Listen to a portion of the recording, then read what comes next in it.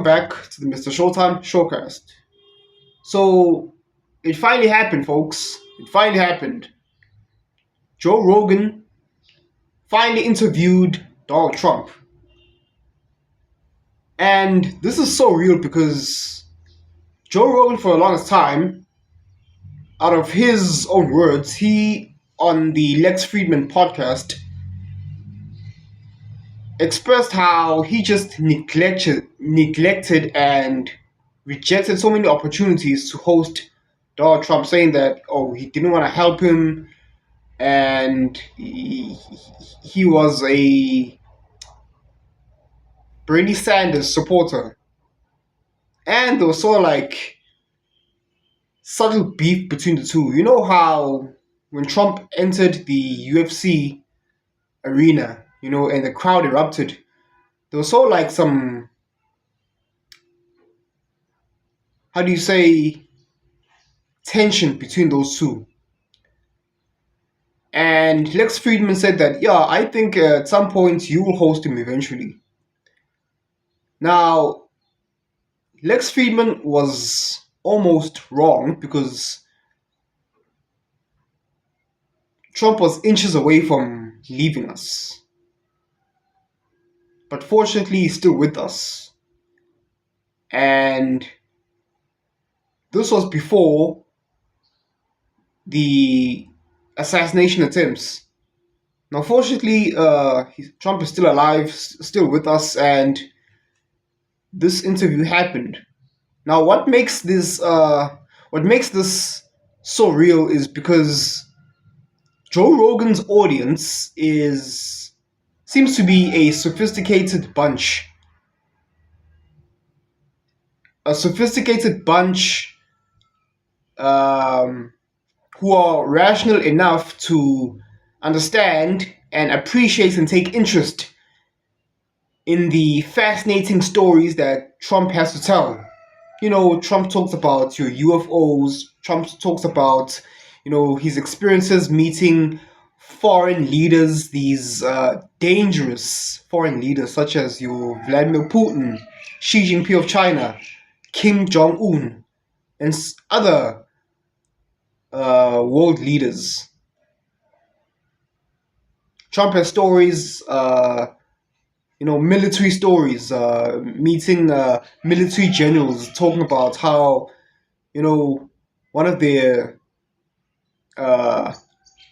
sergeants or Navy SEALs, right? You jet fighter pilots, how they see these UFOs, these phenomenal experiences, right? And Trump has conversations with such people, and these are fascinating stories overall. Trump talks about his policies. Trump talks about his experience in business. So much tangible stories of value and experiences that young military age men from age 18 and upwards would love to hear,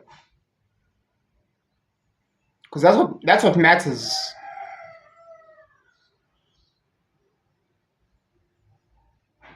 We get that,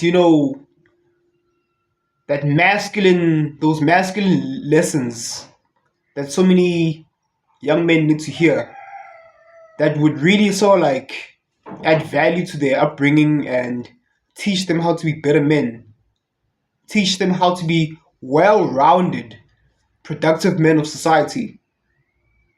And the audience of Joe Rogan, the millions and upon millions, the last time I checked, Joe Rogan had about like 14 million subscribers on his YouTube channel. Yeah. And maybe sprinkle in some wokesies and some undecided voters that could really influence those undecided voters to make the right decision. That's why this interview was very much needed, and we're very glad because, I've met some Americans here in South Africa. I've met some tourists, some American tourists, not just some American tourists, but foreign tourists. And the teenagers, the youngsters, the young adults, they don't understand much about the world. And Joe Rogan himself seems to be someone on the left, and I'm sure Joe Rogan himself had valuable takeaways from what Trump had to say on his podcast. Meanwhile,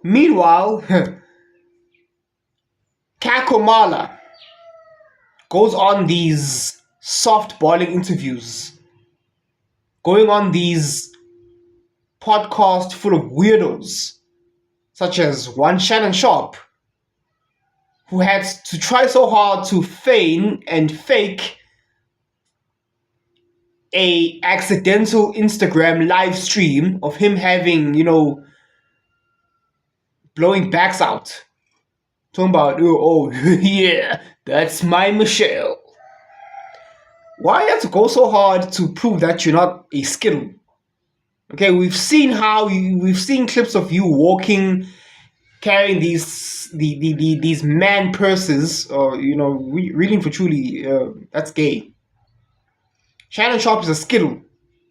Okay, I mean, Kako Mala really she aligns herself to predominantly women, these feminists. It's a very small, minute group. Well, women are not a small, minute group. They make up the majority, but the audience is a very specific niche audience. And that is gay men, right? Limp-wristed skittles. And they had to, desperately come up with this new demographic called white dudes for Harris. Yeah, those dudes are not, heterosexual. They're homosexual. They're skittles. Okay? But yeah, Trump made a good comeback. He said that, all these white dudes for Harris, he's not worried about them because their wives and their wives' lovers, their wives' boyfriends are all voting for him.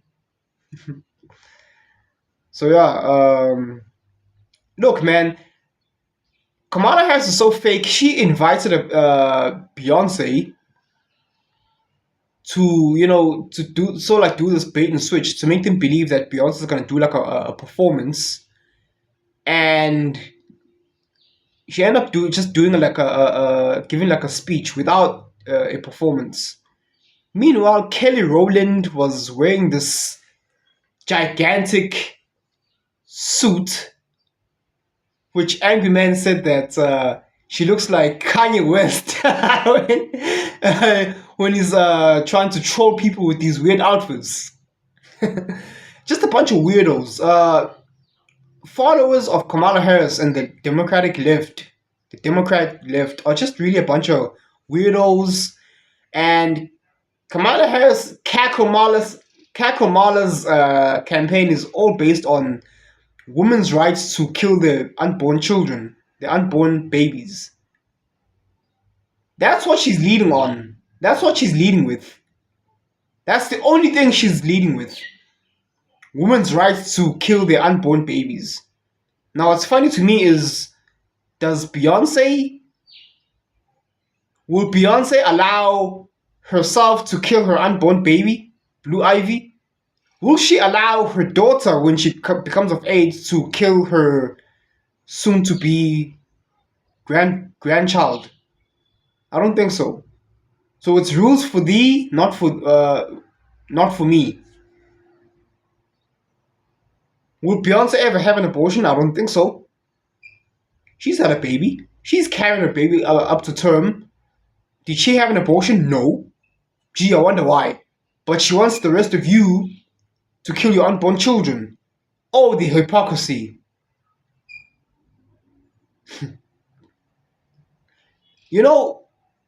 The left would have a better chance if they were to just teach the younger generation, women in general, to be responsible when they're opening their legs.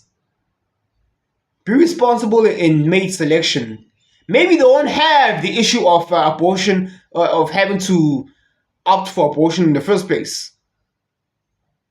Without talking about, the anomaly scenario of, rape and incest, which make up about, 1% of the incidences that require abortion in the first place. Because really, for truly, in most cases, it's just women being irresponsible with their bodies. Should have had a better chance running on that. Women, be responsible when before you opening who you open your legs to. But sure, man. Special shout out to Joe Rogan. Patrick, Bet, David, and I, as far as I know, we've been advocating for you to interview and platform Donald Trump. And shout out to you, man. I mean, it is much needed.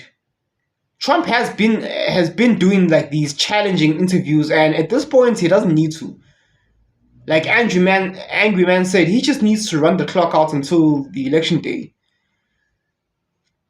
But there are still some confused people out there, and Trump speaking at the Joe Rogan podcast is a much needed outreach to the, I would say, the undecided fence sitters. And I'm pretty sure at this point Trump has done all that he has and more. Thank you, Joe Rogan. You will not regret this. I'm pretty sure you're glad. See? That wasn't so hard, was it?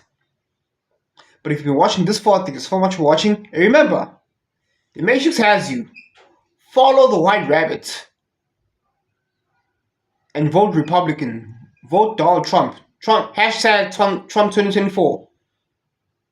Come November 5th. And don't fall for the psyops. Thank you so much for watching. Cheers.